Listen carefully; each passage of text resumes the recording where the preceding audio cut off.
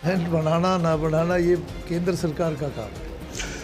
हरियाणा में आपकी सरकार है, दिल्ली में आपकी सरकार है, तो क्यों नहीं ये सब करा दिया जाता? हाई रेजिमेंट की उन लोगों की जायज़ मांग है और अब तक क्यों नहीं बनी इसके लिए खेद भी है। कहा कि जो कांग्रेसी हैं, जो विरोधी हैं, इस पर अगर वो सवाल उठाते हैं, इस पर धरने भी अगर देते हैं तो वो जायज़ है। कोई व्यक्ति 60 साल का पूरा होगा, अगले महीने उसके खाते में उसकी पेंशन जानी शुरू हो जाएगी। नमस्कार, स्वागत है आपका कंचन टीवी पर। हरियाणा में बुढ़ापा पेंशन एक बहुत बड़ा मुद्दा है। सीएम साहब ने अभी कहा कि बुढ़ापा पेंशन के लिए चक्कर नहीं काटने पड़ेंगे, ना आपको कागज पत्र की आवश्यकता पड़ेगी, सीधे आपके खाते आएगी जब आपकी उम्र 60 साल होती है। इसी को लेकर समाज कल्याण मंत्री ओम प्रकाश यादव जी हैं, उन्हीं से बात करेंगे कि किस तरह से सरकार बदलाव चाहती है, किस तरह लोगों को सहूलियत देना चाहती है।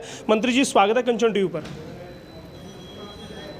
हमने परिवार पहचान पत्र का एक दस्तावेज हर नागरिक के लिए ज़रूरी बनाया है और लगभग सभी नागरिकों के परिवार पहचान पत्र बन गए हैं। आगे हम पेंशन परिवार पहचान पत्र के आधार पर देंगे और भी सरकार की अनेकों स्कीमें हैं, सुविधाएं हैं, वो परिवार पहचान पत्र के साथ जोड़ी जाएंगी। सीएम साहब ने कहा कि 60 साल की उम्र होती है तो सीधे पेंशन बन जाएगी, आपके खाते आ जाएगी। क्या इसमें अगर फिर भी जैसे अभी खबरें आती हैं कि उम्र 60 के बाद होने के बाद भी पेंशन नहीं बनी है, अगर वहाँ पर दिक्कत आती है तो उसके लिए क्या प्रोसीजर रहने वाला है? कहीं कोई दिक्कत नहीं आने वाली है। जैसे ही परिवार पहचान पत्र के आधार पर कोई व्यक्ति 60 साल का पूरा होगा, अगले महीने उसके खाते में उसकी पेंशन जानी शुरू हो जाएगी। किसी को ना फार्म भरने की ज़रूरत है, ना कोई कहीं दफ्तर में चक्कर लगाने की ज़रूरत है। कहीं भी आवश्यकता? कहीं कोई आवश्यकता नहीं। आपके जिम्मे समाज का कल्याण करना है, आप उस पर लगातार लगे भी रहते हैं। एक अहीर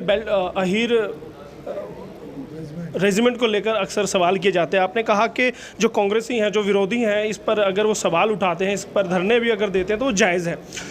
हरियाणा में आपकी सरकार है, दिल्ली में आपकी सरकार है, तो क्यों नहीं ये सब करा दिया जाता, रेजिमेंट घोषित कर दी जाती है?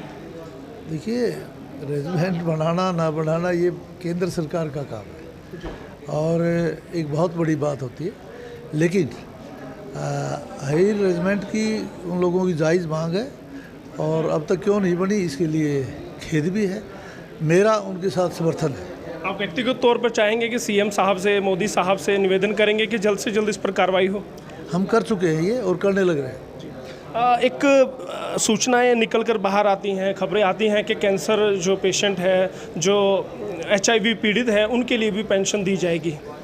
हमारी सरकार HIV पॉजिटिव और कैंसर के पेशेंट्स को पेंशन देगी, लेकिन चूँकि ये डेटा हेल्थ विभाग को उपलब्ध करवाना है, हमने पेंशन देने का कार्य हेल्थ विभाग के जुम्मे कर दिया है। चलते चलते मंत्री जी इतना बताइएगा, क्या बुढ़ापा पेंशन की तरह 2 से 2.5 हज़ार उनको पेंशन दी जाएगी या वो बढ़ाकर दी जाएगी? ये सरकार ने घोषणा कर रखी है कि हर साल 200 रुपये या 250 रुपये हम पेंशन बढ़ाएंगे और उसी प्रकार से बढ़ती रहेगी। लेकिन मंत्री जी, उसमें भी एक गड़बड़ी होगी कि 2 से 2.5 हज़ार जो पेंशन दी जाती है वो भरण पोषण के लिए, खाने के लिए, जीवन यापन के लिए दी जाती है। लेकिन जो इस तरह के पीड़ित हैं, जो इस तरह के पेशेंट हैं, उनको दवाई के लिए भी, उनको उपचार के लिए भी पैसे की ज़रूरत है और भरण पोषण के लिए भी।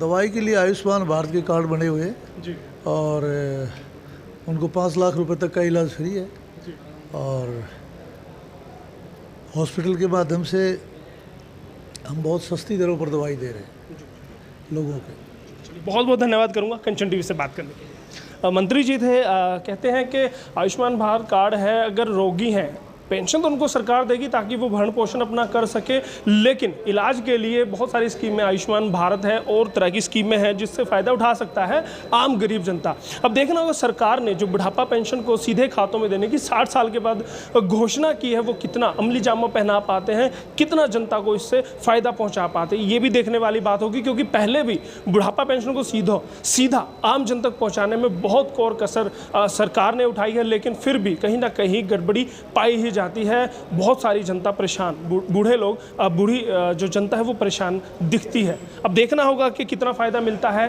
क्या सरकार कदम उठाएगी। इसके लिए भी आप बने रहिएगा कंचन टीवी के साथ, क्योंकि तब भी हम आपको दिखाएंगे और सरकार के नए फैसले आपको बताते रहेंगे। बस निवेदन है कंचन टीवी को सब्सक्राइब आप कर ले। कंचन टीवी के लिए कैमरामैन के साथ यशपाल कंचन।